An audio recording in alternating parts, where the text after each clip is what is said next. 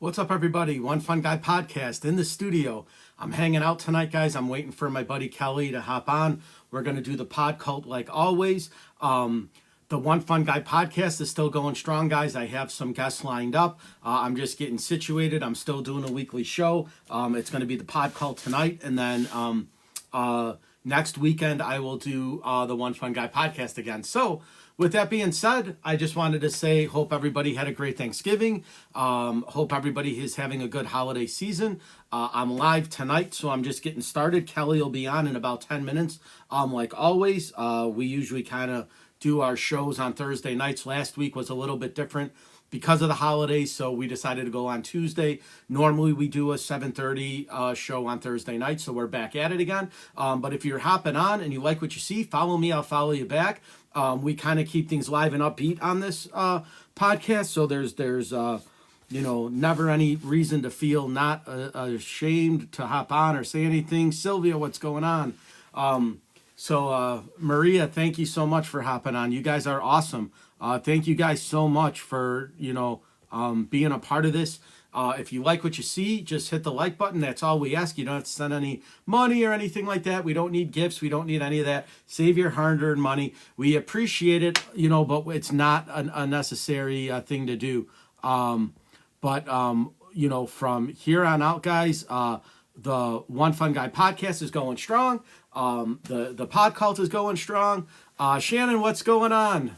And we're just kind of hanging out tonight, guys. It's our thing. So we're doing it. If you're on and you like it, feel free to shoot us a message or say what's here. You guys can PM me, you can DM me, whatever you need to do. Go Pack Go. They're playing my Lions tonight. I'm a newfound Lions fan. I will say this. I am no longer a Bear fan. I am not giving the Bears one more single cent of my money ever. I'm done with them. They're just not a good franchise, and I'm not going to support them anymore. I've been a Bear fan for 43 and a half years, and no longer. I'm done. No more Bears. They're over and out of my mind. I will not support that team in one more instance ever. So that's kind of it. So that's what I'm doing. Rachel, what's going on? If you guys are on and you like what you see, guys, shoot me a message. If there's any topic that you want to talk about, leave it in the comments. You guys can, like I said, PM me, DM me, whatever you need to do.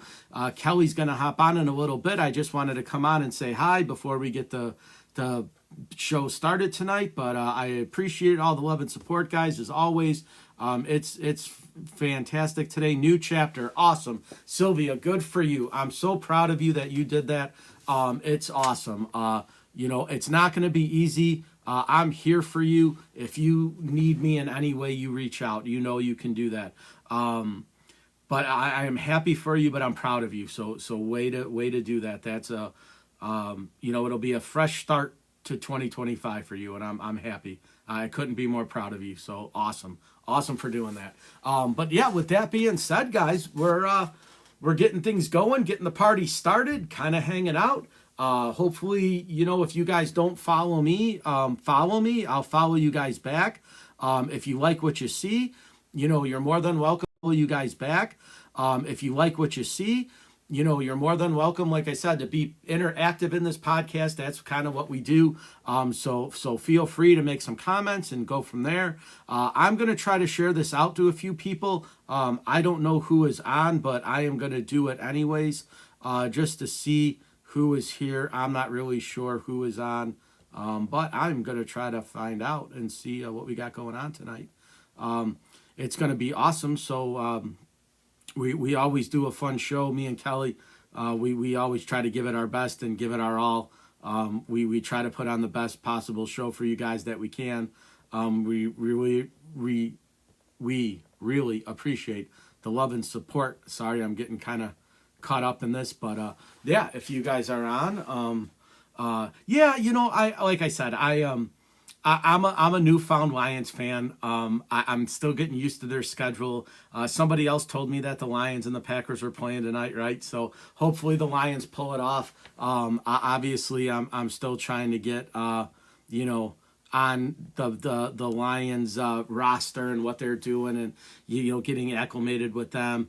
My buddy Rich is a big reason of why I did that. He said he was gonna send me some swag, and he did. And so now that he's been a diehard Lions fan for a very, very long time. We went to college together. We were fraternity brothers, and he's like, "Hey, you gotta hop sides." And I was like, after this disastrous season and last year's disastrous season and the disastrous season before that, I'm just like, I'm done with the Bears. I'm just not supporting them anymore. I'm not going to give them any more of my money. That is nothing's going to that organization ever again. So for me, I'm just kind of hanging out.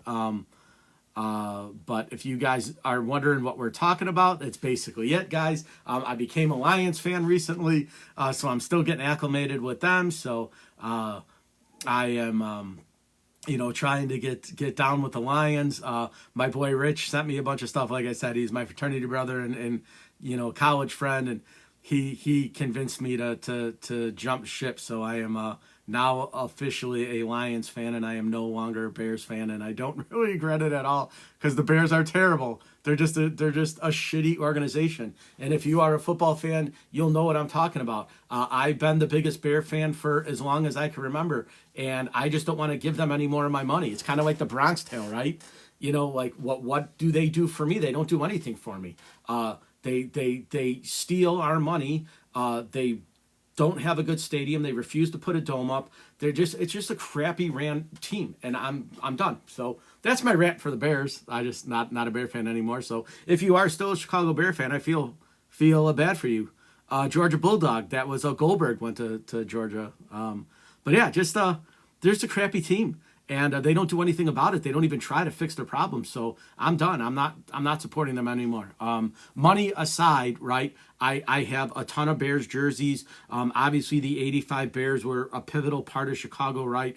All the Hall of Famers on that team, from Peyton to Dent to McMichael to Perry to Fensick to Hampton to Willie Gault and Mike Singletary and Otis Wilson and all those '85 Bears that were all awesome. From the offensive line, from Jay Hildenberg to Jimbo Covert, to I forgot who else. Mark Bortz was on that line. They were a great team, right? All around, just awesome. And I've been a Bear fan since I can remember. I mean, I was born and raised in Chicago, right? So, I mean, getting all the Bear swag from the 80s and 90s, right, when they had crappy teams, and then in the 2000s when they were good again, right, with Urlacher and Briggs and, those guys. And then even when he left and Matt came on, right, like, out of all the money I've spent on hats and jerseys and stuff like that, no more. I'm done. I'm not spending another dime on that crappy organization. And that's just kind of where I've been, right? I'm just really not a fan of how they run things. And for me, I don't really need to spend the money on them anymore, and I'm not going to. So that's kind of where I've been. It's, like I said, it's kind of my rant, and I feel bad for doing it on you guys, but I don't feel anything towards that organization anymore. I just don't. I'm over it. So, but with that being said, hopefully everybody else is doing good, right? And that, everyone else is having a good night and watching the game and doing all that kind of stuff, right? Having fun and, watching me and Kelly and our podcast and, doing all this stuff. We really appreciate it, guys. We do. We're, glad that you guys are here for us and support us and do all the stuff. So, I'm just really happy that I have, such a really good, fan base and a group of people that you guys are awesome, right? So, thank you so much for, being a part of this and, liking the live. Like I said, I don't have any goals, right, guys? As far as that goes, obviously, the quicker we hit 1,000 likes is better, the better we'll be. But like I said, it's just up, in the corner, it's a number ticker. I don't really follow it. I don't pay attention to it, but to try to hit the FYP is what I try to do. So if I can do that, I'd much rather do that if I could. But as of right now, I'm just glad you guys are here with us, hanging out with us, being a part of this, and that's all that really matters. So, thank you all. Penniless, what's up? What's going on, girl? So yeah, so we're just doing our thing, guys. We're just hanging out. This is it. So Kelly, what's going on, buddy? Not much, just hanging out. Awesome. This is the highlight of the week. It is, And right? I'm seeing Ali is just throwing stuff at Ellie's us. rocking it. Ellie is epic. Man, She's phenomenal. Your hands are busy. That's all that matters is that you're here. Hands could be busy. You know, you don't need to type or anything. All you just got to do is be here. Be here with us. We're happy. so what's going on? Not much, man. Anything new? Anything exciting? Did you? There's so many shows that are coming up. I know. So many shows that are coming out. I messaged you a few about a Yeah. few of them, but my bank account is gonna suffer badly because there's so many that I want to go Right. see. So one that I'm going to hang on the lock for tomorrow Yeah. is Meshuggah and Cannibal Corpse and Carcass Yeah. on the same night. Like how I mean Windwalker's awesome. I saw Meshuggah last year around this time when Yeah. they played in Gary. That was fantastic, and that was a good lineup too because it was In Flames and Whitechapel were playing that night Yeah. too. So that was a good lineup. Um, I've never been into Cannibal Corpse so much. Carcass, on the other hand, was one of my very Currents is first. good. Carcass was one of my very first shows that was not, at a youth club or, that I managed to sneak into an age restricted bar or something that had something. So that's been 35 years since I saw Carcass Right. last. So I'm super excited about that. Another one that I have tickets for already. It's in March, and that's Refused playing with Quicksand. So, Okay. so that's great. I did get tickets for Melvin's playing with Napalm Death Okay. at the Metro. That's not till May, but the tickets were released. Which the And Melvins and Napalm Death actually share a lot of musical groups. They it's intertwine a lot more than people realize. it seems weird, but at the same time, it makes sense. Yeah. So that's awesome. And what else? Yeah. My wife has friends in the band War on Women, and we went to see them at the Cobra Lounge. Sure. You know, was it? I think it was last year. Great show, good band, but they're coming again to the same venue, but are opening for Helmet. Okay. Helmet is one of my childhood all time favorites, and I've Yeah. never seen them live. So that's gonna be a date night for sure. You Awesome. know, so there's been a lot of stuff coming out that gigs and things are being tossed around like crazy. Yeah. Lots of classics that are going back out on tour and everything. So Yeah, so um, all I have is a Killer Confession coming up. That's December 19th at the Forge, but that's J-Man and Stitch from the original Mushroom Head are joining him on stage. So it's basically four out of because one of the other guys in a Killer's Confession was an original Mushroom Head member as well that he plays. So four of the people now in the band are old Mushroom Head guys. Like I'm super stoked to see J-Man again. They play a full set of Killer Confession. So I think they play like 9 songs by them, but then they're playing 7 Mushroom Head songs. So it's like going to see a double show because they have opening bands too. nice. They have the guy from that gothic like trance metal band that's there. So Stephanie, what's up? Deanne, what's going on? So yeah, it's just awesome, right? That they're kind of back in the swing of things. So it's gonna be you know a cool gig. So Is that part of the announcement that he was gonna sort of do a Mushroom Head spin-off reboot Yes, type of thing. so that's the so Mushrooms had always had two singers, right? They've had the guy that kind of does the normal clean vocals, and then J Man did the growling and like the heavy vocals. And Hatrix, Jeff Hatrix, who is Jeffrey Nothing in the Mushroom Head group, he is starting his own version of Mushroom Head. But he That's said, cool. I'm not starting Mushroom Head. Like Mushroom Head was his band, right? Like he started Mushroom Head. He goes, I'm not revamping the band. He's like, all I'm saying is that if you were a fan of Mushroom Head, you're going to be a fan of my new project. And the other band that I want to see that what they're doing is the guys from Killswitch, Howard Jones and Adam Dukowitz started a band together. And they are putting music back together. And Howard Jones is awesome. He's probably one of my favorite vocalists around right now. Like the guy is just incredible. So I'm super excited to see what they do together too. And if they tour, I would go and see them. Yeah, I hear a lot about Howard Jones, and me being a child of the '80s, when I hear the word Howard Jones, I think of a synth pop guy. Right. Um, but yeah, that's really Yeah. that's really super exciting too that's happening. I do want to plug another show that I'm a lock to go see for sure. Here in Chicago. And they're more local bands, so this is pretty obscure for those who might not be local. But it is a band I know, good friends of mine called If I Were the Devil. So they're gonna play.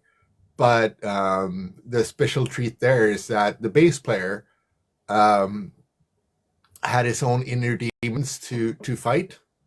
And one way that he did that was that he created a musical project called Beneficium. He's a fantastic graphic artist. He is a great artist. Draws well. His makeup abilities, are freaking amazing. Like he's the kind of guy that makes photorealistic, Sure. practical effects type shit. And but anyway, so he wrote an album under the name of Beneficium. Okay. And they're at that gig on December 21st at Sound Growler Brewery. It's gonna be, he's done. The demons are gone, and he's gonna put it to bed with one last gig. So Okay.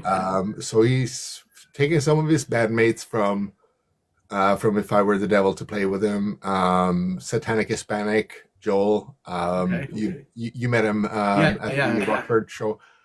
He's gonna be there on guitar and do some electronic stuff and whatever. So that's gonna be an experience for sure. So I wanna do a huge plug for that, because that's gonna be freaking awesome. And when you get the dates and stuff, or post it and I'll repost it for you. We'll get as many people to the show as we can. Let me know the date. I'll go. Yeah, December 21st. So it's Okay. right in the middle of the last Christmas rush type thing. But that could also be the time when it's like, shit, I'm so stressed out with all the preparations. I need a reset, Right. and that will be a good one for sure to go to. But yeah, no, it just feels like it has a bit of a deeper purpose at the same time too, that it's a buddy that has come to a better place and is ready to put things to rest. So yeah, and I think that's one of those things. I did a post earlier about how metal has changed your life. Ooh, look at you. Ellie's epic. She's Allie, she's on fire.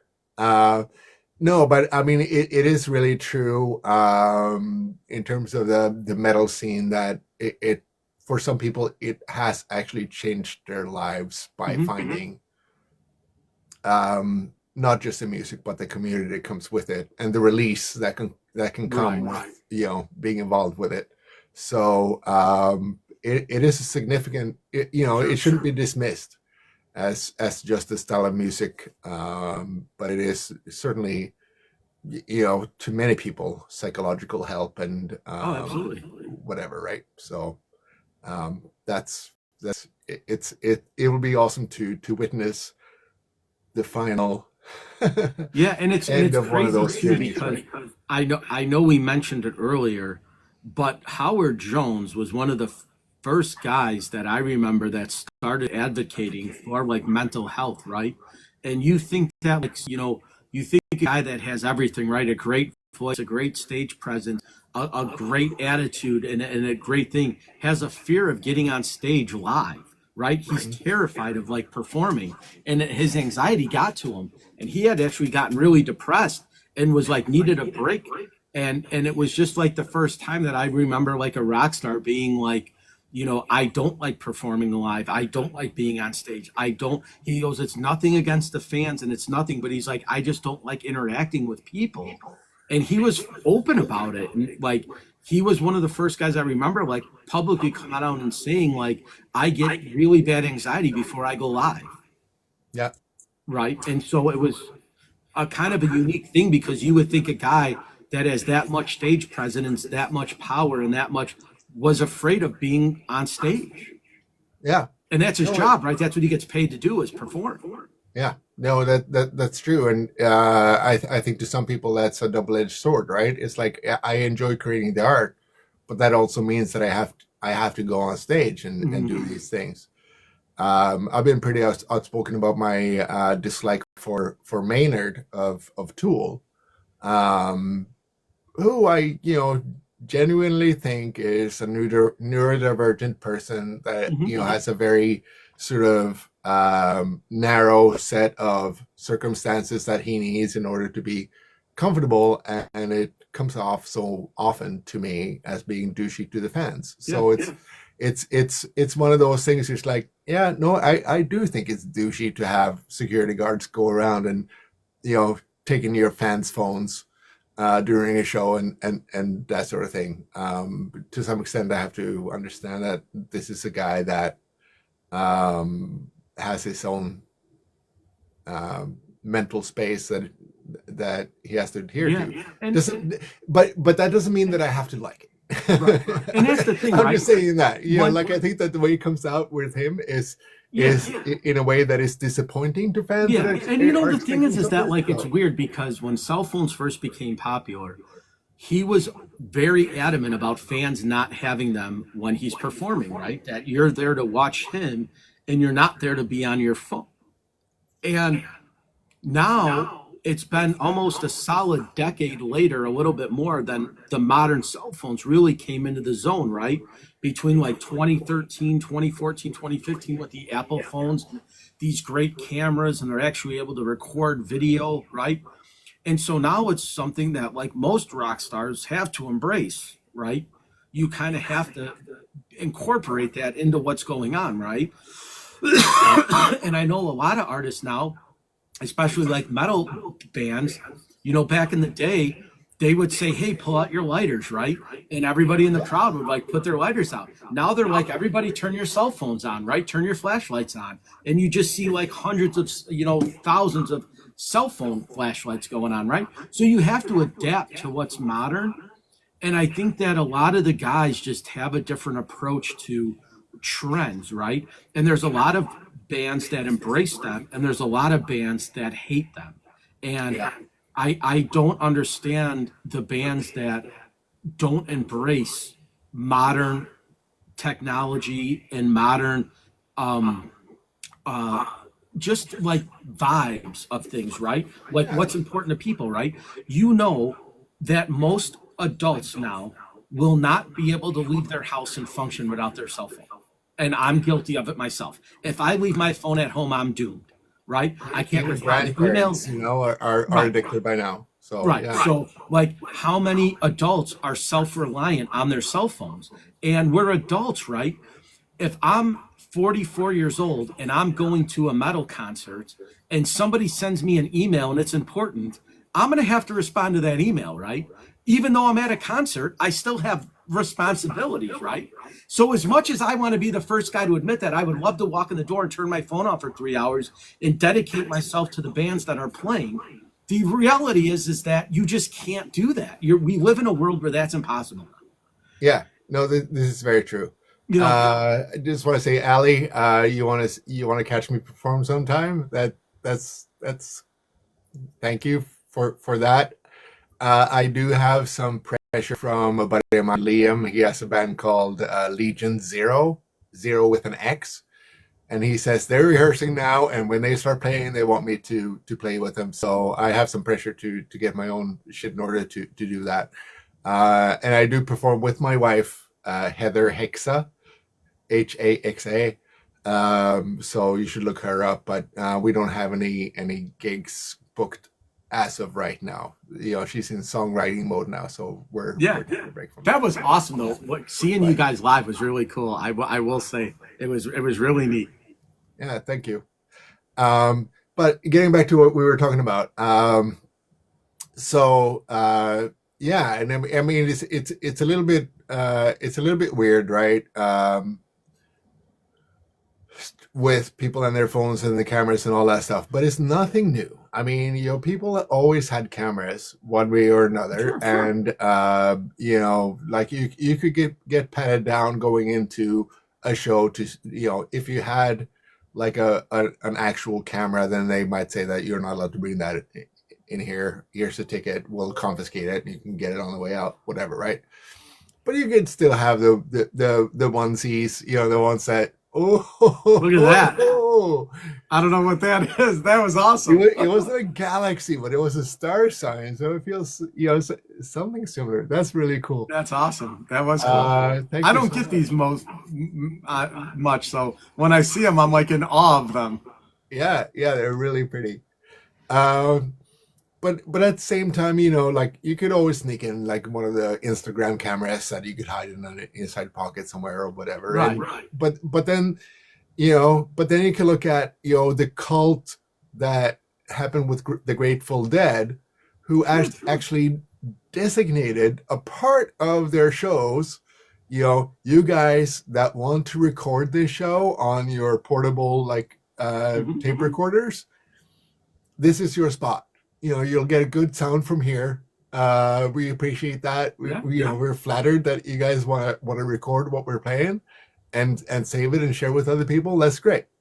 You know, for people that can't join. And I think that is the attitude that I appreciate, is that, you know, I mean, what I do now too, because of my TikTok account stuff, and I do a lot of metal stuff, right? Is that when I'm at a show, I try to do 2 or 3 songs or whatever, where I just hold up my phone and go on TikTok live to share those few songs with people, because those are people that aren't there, right?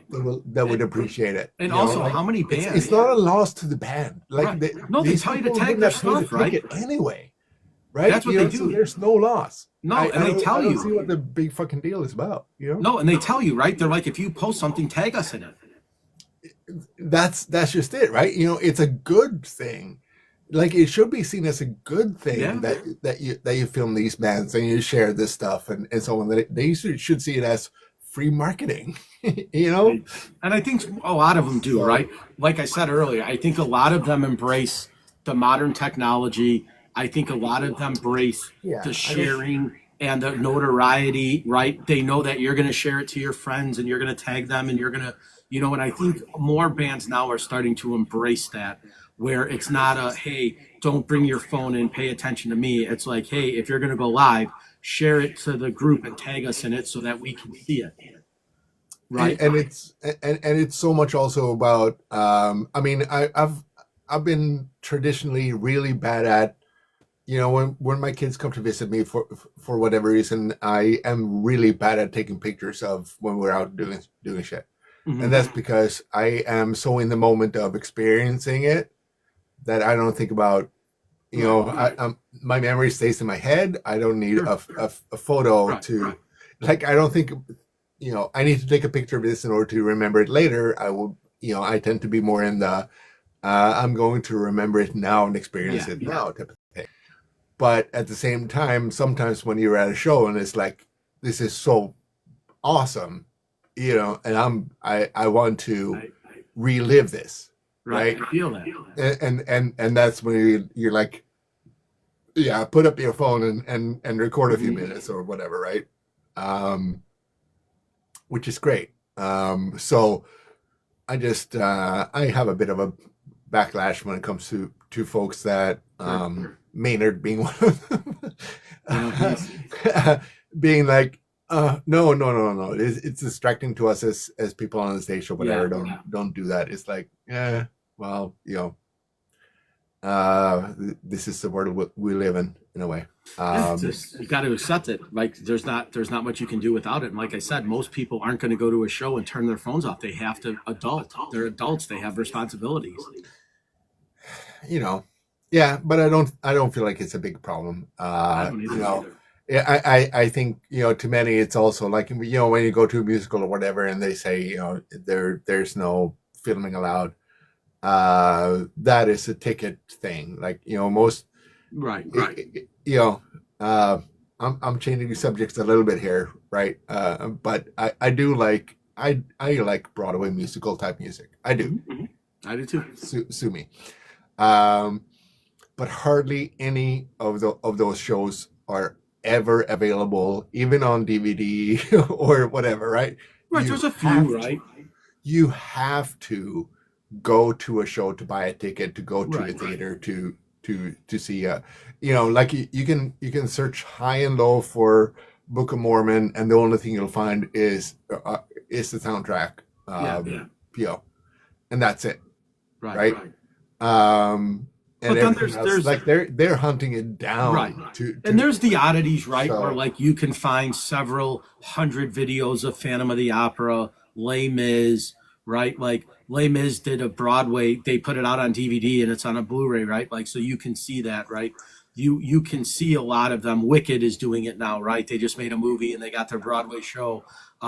There's plenty of Broadway shows that are out there. But a lot of them do keep that secrecy because they want you to go and see it. Right? They want you to spend $175 to go see the show. Most of those that you're talking about are the ones that already have made their money back. Sure. Oh, right? Absolutely. Yeah. So I think it's the ones that are really interesting and innovative. They still haven't embraced the social sharing of it. As in, no, I am not able to go to Seattle to see this musical that I really want to go see. But and that was the same thing, right? When Jersey Boys first came out, right?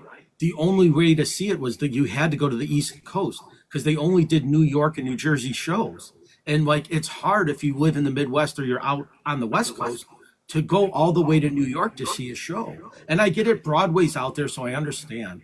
But then when the Jersey Boys, after the first 3 years, when it became so big, then they started making it a tour where they would come to, Chicago. They played the Chicago Theater and they went out west. But it's like a lot of people, just for whatever reason, they like to stay in that New York area where like Broadway is, right? And I get that. That's sacred to them.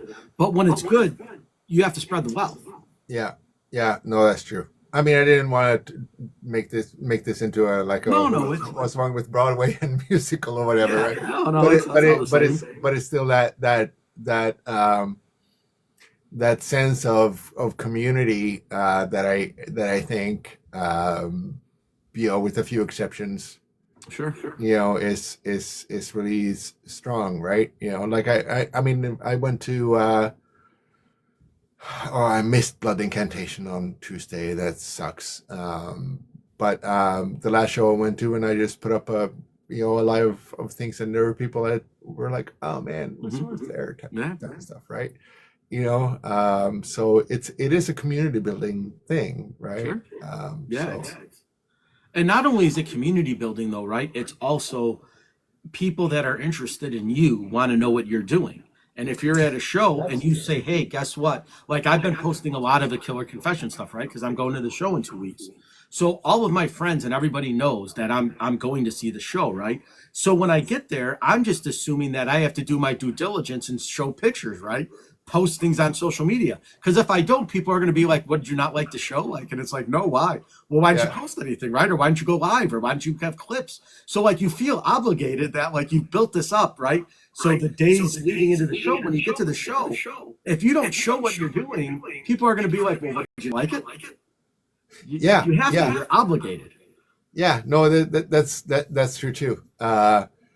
Did you ever did you ever go somewhere and someone came up to you and said, "Hey, you're that guy from TikTok," or from did that ever happen to you yet? Not yet, but I have gotten tagged by people that I follow that have like replied to post, right? So it's kind of cool when like someone like famous or more famous says, gives you a thumbs up or a like, right? And that Yeah. they repost what you're doing. So that happened with American Overdose, right? When I reached out to them, they started reposting my stuff, and I was like, "You guys are the rock stars, right? I'm just a guy that does a podcast."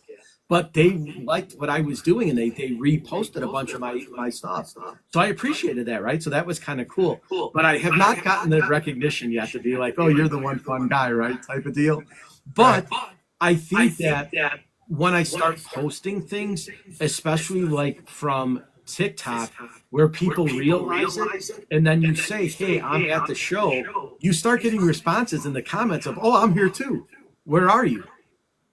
Yeah, yeah, exactly. I'm looking forward to when that starts to happen with me a little bit, right? Yeah, I had one of those experiences, which was like I when I was in San Francisco and I was a dayside, and then someone put a comment the day after. It's like, yeah, I saw you there. It's like, what? Why didn't you why come? don't you say anything, right? It Stop would by have been and tap me on it the would have been shoulder, a right? 5 second conversation, but it still would have been like it would have made my freaking year. Yeah, so that's another reason where it's like and I'm missing all these right, shows that I'm going to go to that and that's at the thing at too, the top right? of it. It's like because When if you're there and you see me, come say right, hi. It and would be that's the awesome. benefit of like where Facebook wins that battle, because you join a metal group, you join the band page, you join the fan page, you join and you tag it. And so when you're there, other people in that page will be like, "I'm here too," and they'll start posting videos. And then finally you can say, "Well, where are you at?" "I'm here, I'm here." And then you can meet because you Yeah, both tagged the band, right? So Facebook wins in that category, right? That's where Facebook shines because they know where it's at. yeah, Same thing with that's right. Snap. If you put your location on in Snap, right, that might attract some people. Because if you're at a particular venue and they're at the particular venue, it basically interacts with each other, and you could say, "Hey, I'm here," right? But I think with Facebook wins that battle, right? Because if like I'm in a Mushroom Head group, right, and people have already posted who's going to what dates, and I put I'm going to 12/19, right, and I've already had 4 people give me the thumbs up, right? So if they're there, I'd have no problem like saying what's up, right? And then sharing my stuff with them. So it's Yeah, just kind of a unique thing that I think that's where Facebook definitely wins that battle though. Because yeah. you have the groups. That's true, but it's also an interesting thing, like how metal folks are tend to be self-protective and A little bit. introverted and all that stuff. Often, not always, Yeah. but a lot are. Um, but when it comes to that, like oh, you're at the same show as me. I Right. have no idea who you are. It's This that is the first camaraderie. time I Yeah. see your name, Right. but hey, let's have a beer. Exactly. And that's Then exactly it, all of a right? sudden And there's the end, right? and that's the thing too, right? How many times have you just gone to the bar and you bump ells with somebody and you're like, "Hey, what's up, man?" And they're like, "Hey, what's going on?" And then the next thing you know, you start talking, and then it's like, "Oh, well, hey, I'm upstairs too. Oh, I'll see you up there." And then the next thing you know, you're chatting away, right? That happened to me twice at the Forge. And Yeah. once was with the guy that was in Indiana that moved to Florida, history buff, right? We met at the Unleashed the Archer show, and like I said, his son was standing the entire time, and I was like, "Why is your kid standing?" He's like, "Well, the guy in the seat, like he took the seat." And I'm like, "Dude, you paid for that seat. Like, kick his ass out of that chair." He's like, "No, I don't want to make any way." So I did. I'm like, "Dude," I was like, "Get out. They paid for this." So the guy got up and he went away, right? And the kid sat down. He's like, "Oh man, thanks for doing that." And we just started talking, and the next thing you know, he's like, "Well, I have a pretty popular YouTube channel, so I subscribed." And then months had gone by, and I finally, when I started doing my podcast, I reached out to him, sent him a message on YouTube. We exchanged phone numbers, and now we chat all the time. He's Oh, been a that's guest on my awesome. show twice. That's So that's yeah, that's so that's so great. yeah. Yeah, yeah. I mean, it's really awesome how um, you know the scene works that way, Yeah, right? it's awesome. It's and I have a hard time seeing that happening in a lot of other places, to be honest. Not to say that it doesn't, you know. No, and That, I will say this though. I will be honest with you. It's the more intimate shows where that happens, yeah, right? When you go to a show when there's 35,000 people there, the likelihood of you running into anybody are slim to none. But if you're at a show with 1,000 people or less, right, there's a good likelihood that who you talk to on social media, if they respond back, you're going to be able to find them relatively quickly. Like, hey, meet me at the bar, whatever. Like, it's not, if you're at Soldier Field and you got 5 friends there, the likelihood of you ever coming across them in a venue like that where there's 40,000 people watching a band is going to be slim to none, right? Unless you're in that same general area, but you're not going to walk across the stadium to meet them, right? You're going to want to watch the show. So those small intimate shows, I think, are much more, you have a much more likelihood of making friends or bumping into somebody where they're actually cool and they'll talk to you versus being at Soldier Field and running into somebody is going to be like, you just want to get back to your seat. yeah, no, and I think that there are several reasons for that too. Not just distance, but it's also like Sure. if you go to see a band like let's say Vomitory, right? Like, oh shit, you know about Vomitory, Right. or you know about Gork, like Yeah. like we're in a very small group of people Right. here that actually know about this. So the fact that we know about this same Yeah. small band in a place that holds 600 people at the And you most, wear the you know, T-shirts, right? So if and you you wear a got the vomitory t-shirt, T-shirt, yeah, or you wear a Gorgasm shirt, or you wear a Mortician shirt, right? If you yeah, don't know what that is, people are going to be like, "Oh, that's a nice shirt." But the metalhead that says that's an awesome shirt, right? We wear Suffocation or Deeds of Flesh or Morbid Angel, right? Like they know what that is, right? So that's the camaraderie, right? Because they're going to say, they're going to throw up the horns and be like, "Dude, that's a nice shirt," like or what, Whereas if you wore an ACDC shirt, how many people wear ACDC shirts? Right? Everybody yeah, wears them. yeah. They sell them at Walmart. I have been noodling that idea in my head for a very long time. The whole ritual of choosing the T-shirt when you Sure. go to a show. It's awesome. Ellie, what's Ooh, up? That is yay! awesome. Look at that, Abu You Dhabi. are Is epic. that That is awesome. Abu Dhabi Beetle thing? That's awesome. Yeah, no, but it's so funny, right? Yeah. There's definitely a metal uniform, right? Let's not deny Sure. that, right? And we can make fun of women taking a forever to get ready or whatever for whatever venue, right? But it's Yeah. also very possible that before going to a show, it's like, huh, out of the 30 band shirts that I have, which one am I going to pick when I go Right. to the show tonight, right? Sure. It's like, you know, uh, Cannibal Corpse is like, okay, so that sends the message that I'm sort of you know, um, I am an extreme metal person, but I'm Yeah. still not that very deep into the scene. But Right. I Right. might be able to connect with a lot of people Sure. if that's the mood I'm in. But if I put on Vomitory, then I will have a very narrow but very targeted type of people Right. that might come up and talk to me. Or if I put on Sodom, it's like Yeah.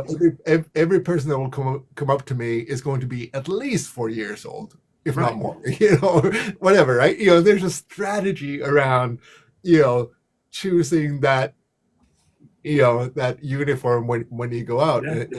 and it often connects back to like how social do I feel like I want to be tonight, and Exactly. if I want to be social, who would I want to talk to then? Yeah. And it's Right. that is the traffic light that you put on, is that band T-shirt, you know. And they can do something like this. Like I just have a screaming Elmo on today, which is Right. sort of abstract, which is Yeah. like, how do I even that would be like, I'm not interested in talking to anybody. Yeah.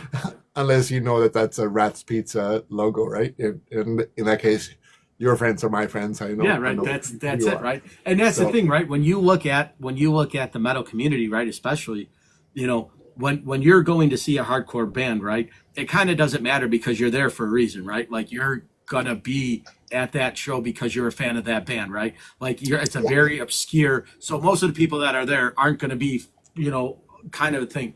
But it's kind of cool when you go to see like a bigger band, right, where you got a couple thousand people, and now you start wearing the more obscure shirts, right? Those are the people that are going to recognize the metal, like the metalheads will recognize the metalheads, right? Yeah. If you wear something obnoxious like that, you're going to know what it is, right? And it's kind of the same thing, right? That was always the big thing at wearing Slayer shirts to see Dave Matthews, right? Like you knew that you were there because somebody made you go, right? It wasn't that you were there on your own accord, right? Or like, you know, back in the day when it was really popular to go see like a rock band, but the Cradle of Filth shirts are out, right? Like Right. you knew that you were like in a group of people that recognized like Cradle of Filth, right? Yeah. Yeah. No. And yeah. So it's much more to the band T-shirt at Right. a show than people realize. Yeah, absolutely. You know, You know, it's totally true. Yeah, the horror story when I went to see Vomitory and went to Reggie's and you know they had a bus going to go see Creed. So when I showed up early, it was like all these Creed yeah, people, and I was like, "What the hell is going on right. here?" Like, this is the first time vomitories in the States, so I don't Yeah, know. I got anxious, to be honest. It was yeah, like, what the hell? Where are my people? You know, and I didn't have I got a vomitory at the show, yeah. but I didn't have that there. So anyway, Right. And that's the way it goes, right? There's just times where like you go to a show and you're expecting it to be kind of, you know, who's like that a lot when you see him is Marilyn Manson, right? Because there's not a lot of Marilyn Manson fans that wear Marilyn Manson stuff to the show, right? They wear obscure things to the show, right? So you'll yeah, see a lot of Sesame Street stuff at Marilyn Manson. You'll see a lot of Disney stuff at Marilyn Manson. You'll see a yeah, lot of like uncharacteristic things at a Marilyn Manson show other than Marilyn Manson gear, right?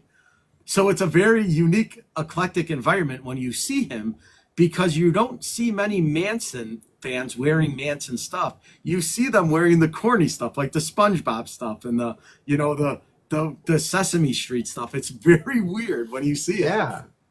But that's a fun thing part too, because that is a specific part of that particular culture Right. too, is to be sarcastic about it. It's like, Yeah. yeah, smells like children, and that makes it even funnier because I'm wearing Right. Sabrina the Teenage Witch T-shirt. Yeah. You know, it's just, On it's weird, yeah, right? whatever.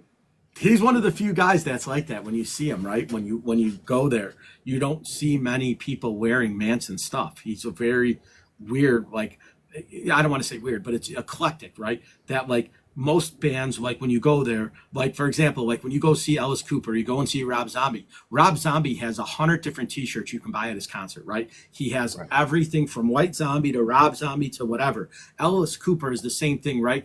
He even has vintage shirts that are like $300 that you can buy from like the 70s and 80s, from when he was still very young, Alice Cooper, right? So his show is crazy because you go there and his merchandise booth is literally 200 or 300 T-shirts, right? It's a very big merchandise booth and there's a lot of stuff.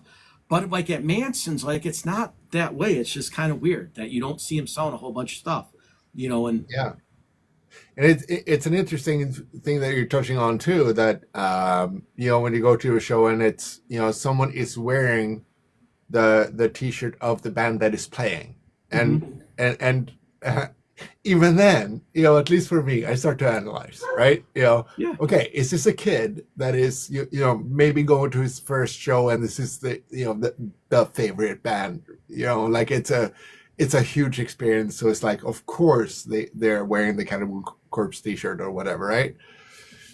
But then you might see the 55-year-old or whatever, right, with a long gray beard that has the Cannibal Corpse T-shirt on, and it's definitely not his first time around or whatever. But this is probably his 120th Cannibal Corpse show.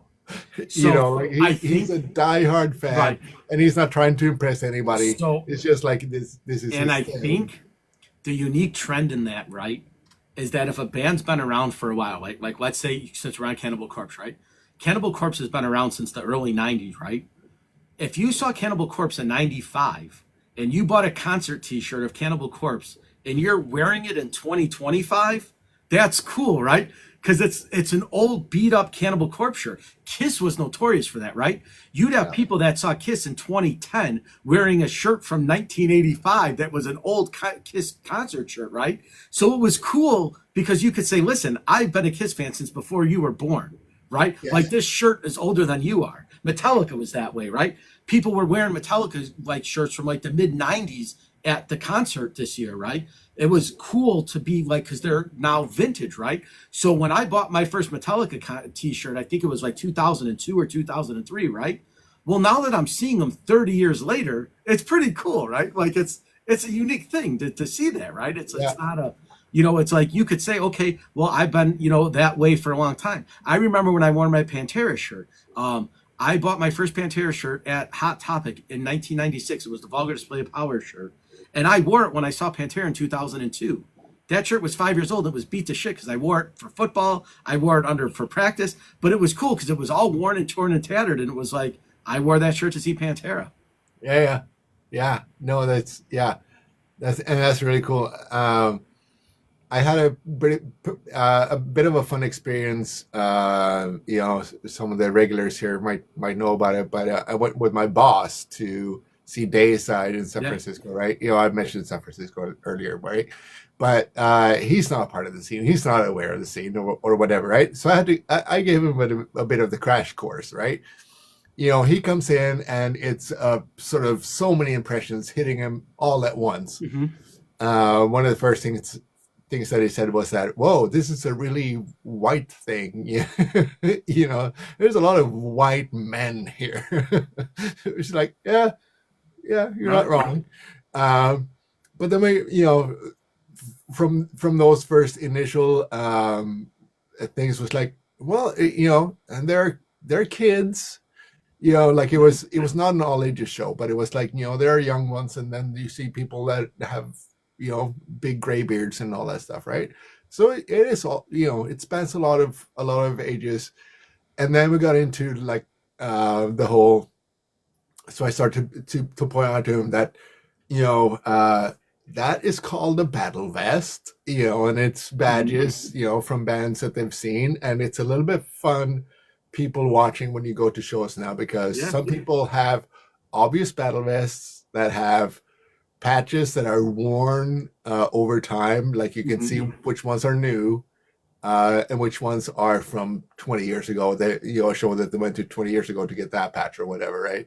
And then it's a little bit fun to guess the ones that more or less got the pre-made battle vest bought off of Amazon, or that you're looking at the t-shirts, so you see like which ones are wearing a really beat down t-shirt that's been worn, for 20 years, and which ones are, bought it yesterday, maybe just because they didn't want to feel outside going to the show tonight or whatever. Right.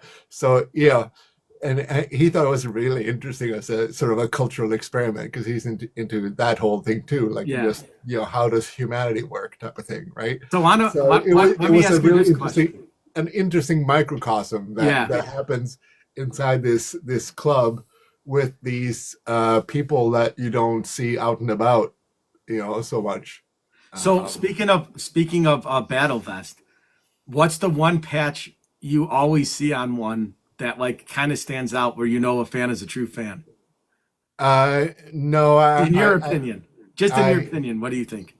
Yeah, one that stands out that that there's a true fan. I have a hard time seeing that, but the one patch that always makes me wonder whether they just put it on there for the sake of filling up a spot is Accept. Okay. How many people really do like Accept? That's I fair. don't know. Because my answer is always Venom. Because like that's another one of those. It's like, are you serious about that? Because it seems to be that if you have a Venom patch on, you kind of know what's going on, right? And I'll tell you what's really weird about that, right? Is there's one band that in all of the metal community that makes zero sense when it's on a metal patch like that is the Crimson Skull from the Misfits. It makes it onto every vest. Every jacket, every vest, that Misfits skull is on there, and it doesn't make any sense. It's cool. It's a good logo. But it's not metal, right? It's like the Punk, but for whatever reason, that patch always makes it on every vest. Yeah. And I'm a huge Misfits fan. Don't get me wrong. Like, I love the Misfits. But, you know, when you have a Megadeth and an Emperor and a Venom and a Pantera and a Metallica and, like, all these other bands, and then you see the Crimson Skull, it's like, that one's not like the others. Yeah. No, I have to say that, you know, when I look at battle vests, yes, you're right. There are so many standard ones, and the Misfits one is one of them, and it's like, I will perk up a little bit more when I see the Danzig patch show up, right? You know, but what makes my day sometimes is when there's something completely unexpected on there. You know, I saw someone's battle vest that had Cinderella on there as a patch. You know, like there's all these, you know, all the you know, the extreme death bands, and then there's a Cinderella one at the, you know, at the bottom of the vest, and it's like, that is fucking awesome. This is a guy that totally made this, and it's a straight up dude, because he's not afraid of saying that. Yep, I like Cinderella. I mean, I you know, it's like, I like Girl School, for example, right? You know, I wouldn't hesitate to put Girl School on a battle vest. I don't have a battle vest, never did. Right. But you see what I'm saying, right? You know, like that's also what you can tell there, if it's genuine or if it's you know, if it's someone that just went to Hot Topic and bought, you know, a 20-pack of random patches. You know, like it's supposed to be. This is what I think that people don't quite get. They get into it, maybe it's like, oh, I'm into metal now and I need to get a battle vest, so I'm gonna get patches of all the bands that I like. That's not how it works. So, you know what's funny though is there is one rocker from the 80s that got into like industrial goth metal and really went over the top, and that was Take Me Down from Faster Pussycat. I don't know if you're aware. Poison Ivy. I know Faster Pussycat. Yeah. Yeah. So and then he started a band called the Newly Deads, which was like a gothic industrial band. And then from there, he's been in like the black metal scene, the hardcore scene. It's really weird because he started off as the singer of Faster Pussycat. Now he's like in these like occult like death metal bands. It's kind of cool to see. That's really interesting. It was in my early days. I might have told you that some friends of mine had a band called the Autumnal, and at one point their CD was the highest priced CD on eBay or something. Okay. But anyway, the bass player, he was huge into glam hair metal, and you know, I had a little side project with him, and we played a Faster Pussycat cover, Poison Ivy. And he loved Poison and all that. Right. Shit. Yeah. But what I was getting at before is that, you know, the battle vest, and the reason why it's called a battle vest is that, and this is the reason why people sell patches at their gigs, is that you buy the patch at the gig and you put it on your vest. Right. You don't buy it off of Amazon. Sure. Right. You know, the battle vest is that these are the battles that I've been to. These are bands that I've gone to see, and I enjoyed seeing them, and I'm, you know, I'm gonna, you know, show everybody that I was there. Right. So the battle vest is not a badge so much of these are bands that I like, but this is, you know, these are the battles that I've been to. Yeah. And you know what's cool is because one of the biggest musicians, arguably on the face of the planet, created his own, right? Zakk Wylde, right? Black Label Society. He sells his vest at the shows for $400. All his patches are on it. The Coffin, the Black Label Society, Berserkers, every one of his patches are on that vest. It's expensive, but you can buy it. Even on his website, I think it's like $3.95. But it's every patch that he has, and it's cool because he encourages you to do it. Sure. Yeah, I don't agree with that. I mean, I still think that a battle vest should be, you know, a collection of the bands that you've been to, and you preferably bought that patch from the band at the show where you were at. You know, like to me that's the point of the battle vest. You know, it's like, these it's like showing scars. You know, like, oh, I got hurt here when I was fighting, you know, Attila, and you know, this one here was when I, you know, Yeah. when I was fighting Alexander, but I'm still alive and I've got the proof to Right. show it to you, you know?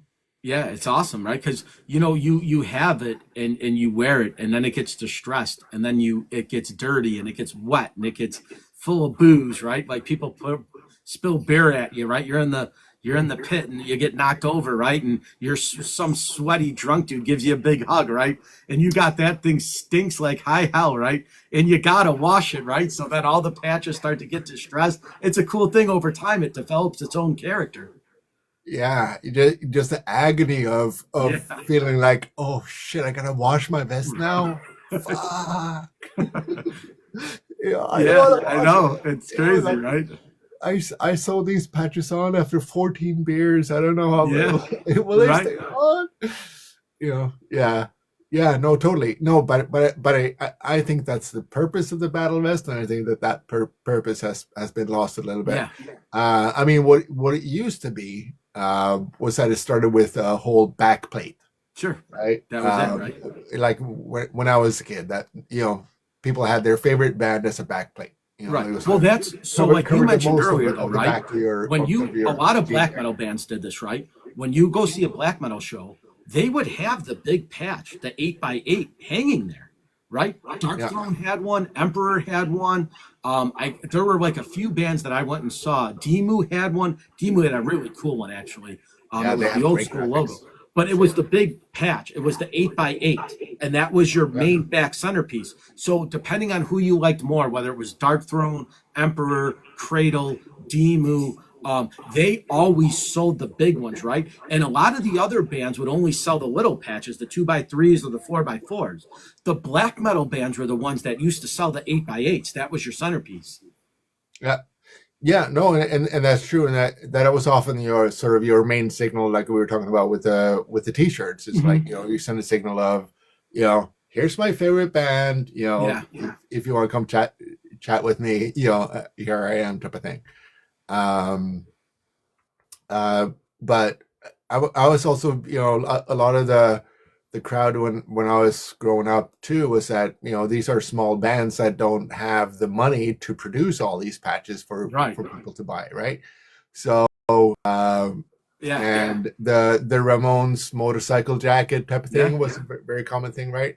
So what you did was What's that up, Mal? hey Mel, Styx, Foreigner, and Def Leppard in one concert. That was Shannon. She said she saw I, them. I I am ambivalent about about that experience because I do like some of their songs. Yeah. Certainly not Def Leppard. I'm sorry, Def Leppard is a nemesis of mine, Yeah. personally. But everybody can have their taste. It's not my taste. Sure. No, but getting back to so people had Did you their ever, speaking of Def Leppard, Glenn Zan, did I tell you the Danzig quote? no. He's got the best Def Leppard quote ever. He goes, "It's so unfair that the drummer of Def Leppard only has one arm, but the drummer of Motley Crue has three." Good one. That's Danzig's quote. I remember a demo tape I heard somewhere where someone had Dave Allen. Is that the drummer's name? Anyway, Dave Allen drum solo, and it was Yeah. like do, and they dropped it. Whatever. Yeah. It was funny. It's easy to make fun of, but yeah. But what I was saying about the motorcycle jackets is that people got their white paint and just painted Right. the logos on because the patches weren't available Right. or Yeah. there was an artistic vision or whatever, right? Mhm. So that was another way of doing. I was more comfortable with the leather jacket type of thing. Like I like the aesthetic more than the jean vest or the jean jacket. Like to me that felt a lot like just because of how old I am, if it felt more like the Iron Maiden Judas Priest generation that did that. Which in those years I didn't really like the Judas Priest and the Iron Maidens at the time. Right. I come to like them a lot more later, but I Yeah. just felt like the denim thing that was not where I was coming from. I Yeah. came from the black leather. That was that was more Right. my thing, right? So yeah. And it's crazy too, because when you think about it, the denim was really popular in like the 70s, right? When you had a lot of the bands that would wear the denim jeans, bell bottoms with a denim jacket, right? And then it kind of lost a little steam. And then in the 70s with the punk scene, it kind of gained steam again, right? Like denim was kind of cool again. And then it kind of lost a little steam. And then in the mid to late 80s, people started wearing the denim with the leather pants again. And it's always been part of music, I think, but just in weird tidbits of ways, right? It's Yeah, kind of a unique thing. yeah, and I think that the denim thing, especially with the leather pants that you were saying, like it was more the hair metal thing, Yeah. right? Where it was like, no, no, no, no, not me. So that it still hits me that way a little bit. I know there's changed over time, but that's still sort of my base. Sorry. Hey Rob, that's one of my people. I didn't do a pre-live thing to get my people here, but Rob, I'm glad I to only have you here. posted I only posted it a little bit to try to give everybody, and then I got on a little bit earlier because I was slacking this week about putting the stuff out. So I got on about 10 minutes early and I started sharing it like crazy. So when you Yeah, hopped on, there'd be enough people here. yeah, So it yeah. kind of No, worked. The method was there was a little method to the madness. So yeah. No, Rob, what's up? We're honestly, Rob. Usually we have a topic that we start with, and then we stray very far away from it very quickly. But today we didn't have a topic to start up, so we're no, just talking we to were end with gonna. that. I think last week we talked about doing the metal Christmas, but I think we'll save that for next week then. I think we're still a little bit too far away from it. I don't even have a tree up yet, Yeah. so like I'm still struggling with the whole Christmas thing. Yeah, no worries. Uh, Rob, I'm curious. Do you have a battle vest? And what's your if you do you have a priced patch? Oh, Metal Christmas. Yeah. So what we're saying is that there are Christmas songs that metal artists have put out. Um, a couple come to mind. I don't want to give it away too much, right? But Yeah, well, yeah, we we don't know want to that give it away, but Macabre like from Downers there, Grove, there Illinois, there's have a there's very good Christmas song, or yeah, you there's a know, few that like I have in mind, and some that are songs that were about Christmas but aren't necessarily on an album or things like that. So we're gonna go into that. I kind of want one, a battle vest. Okay, so Rob, what we were just talking about is that it takes time. You know, build your battle vest, make it meaningful. Don't So just it fire is. off I the will say ammo. this though, in Rob's defense, back in the days between the 90s and the 2000s, it was very easy to buy patches at most concerts. And now you don't really ever see the patches being sold Really? at, yeah, I've not seen one recently at many metal shows that I've gone to. I have not seen patches. So in his defense, it might Okay. be something where you can get them on eBay, buy one for $4, the band that you like, get it, buy a vest, obviously, whether it's a black or denim style vest. And then you kind of build your patches that way. And there's no right or wrong, right? It's a cool thing because It's there true. aren't any certain patches that you technically need to have on it. It's just bands that you've liked and that you've seen along the way. Now, on my vest, I have to find mine. It's old. It's I don't think I've worn it in probably 25 years, but there there were a few bands that I had on there that I hadn't seen live, but I wanted to see live. And and one band in particular, I bought the patch after I had seen them live, and that was Hatebreed. So I have a really cool Hatebreed patch with the flames, but I didn't get it at the show, but I had it on my vest because I saw them at Ozfest in 2000 or 2001, and they were just coming up at the time. Nobody really knew who they were. They were on the main. They were. I'm sorry. They were on this third stage because back in the day, Ozfest had three stages. Your early morning stage was way far away. That was kind of like your 9:30, 10 o'clock in the morning bands. They played till like maybe noon. And then you had a break. And then you had your 2 to like 5 5 o'clock bands on the second stage, and then you had your 6 o'clock to midnight bands on the main stage. And Right. Hatebreed, when I saw them the first time, were on that. And actually Slipknot too. Slipknot was on that stage. It was Slipknot, Hatebreed. I can't think of who. Lacuna Coil, I think, was on that stage. Like, and these were bands that are big now, but in 2000, nobody knew who they were. Right. They weren't. They were unknown at that time. Yeah. So I think you're making a good point. So I'm going to backtrack here a little bit and make the Battle Vest your identity, right? But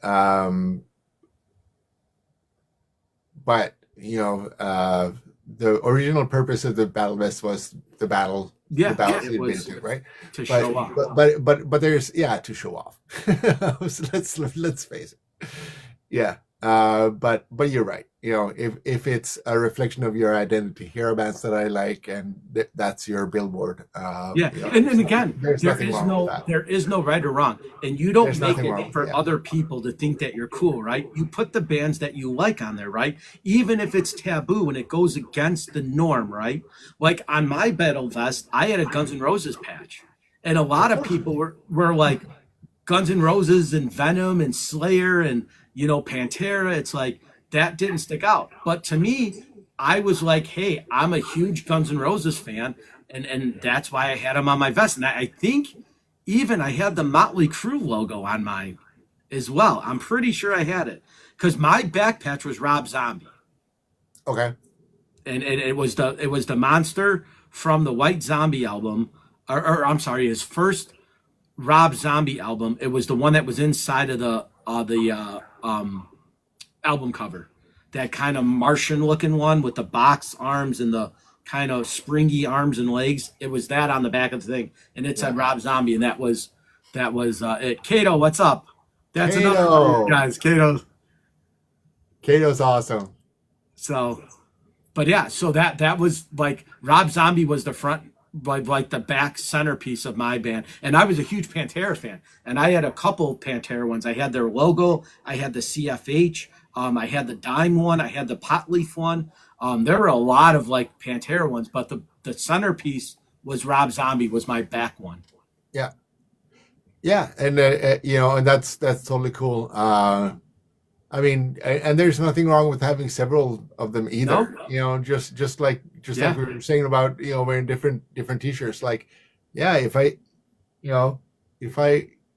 am going to a Slayer show, this is my Battle Vest for the night. But I do have the one for when I go to see Watain, Right.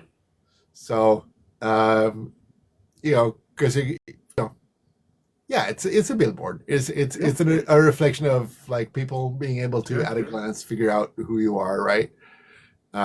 If you want to, or you can just wear a plain black T-shirt and nobody will ever know. Yeah, right. No one says anything about that, right? It's just kind of So, hey, I know you wanted to keep it to an hour, so I'm not going to keep you too much longer. I think we've hit that spot. So this has been really awesome, and I'm really glad people have shown up and given us lots of likes and lots of gifts. It's crazy because we have 9 people watching, and I feel like a letdown if we stop now, because normally by the time we've gotten 2.5 hours into it, there's like 1 or 2 people left. It's like we got a boatload of people watching us. I feel bad for. I mean, one of the good things, I guess, is that I tend to, when we're doing this thing, I hardly ever even look at the freaking chat. I'm so sorry to you chat people, because I'm having a good conversation. Yeah, absolutely. On the chat with Mark, so I'm sorry for not acknowledging some of you guys, but this is such a good time. It's a highlight of the week to do this. It is, absolutely. So, most definitely. We'll try to keep it up on Thursdays at 7:30, and we'll be here next week. I'm pretty sure. So yeah, absolutely. Whatever it may be, sounds like a plan. Set your calendars. We'll do it. So as always, guys, thank you for watching our live. We are the Pod Cult. We talk about hard rock and heavy metal. Thank you guys for all the love and support, guys. We really appreciate it. We love you all. We really, if you're in Kelly's group and you follow me, I'll follow you back and vice versa. If you follow me, definitely follow Kelly and what he's got going on. He puts out great content. So we're a team in this, guys. We're 50-50. So we're not one against the other. It's not like a battle. We're united on this front. So it's both of our channels together. It formed the Pod Cult. And so this is us, and it's our weekly podcast, guys. So we're not going anywhere. We have a bunch of stuff to talk about, and we'll always keep it interesting and have a good time and give you our perspective on things. Thanks, guys, so much, and thanks, Mark, and everybody that was here. Really appreciate all of you all. Yep. All right, guys. We love you all, and we'll see you next week, 7:30 Thursday night. Later, guys. Cheers.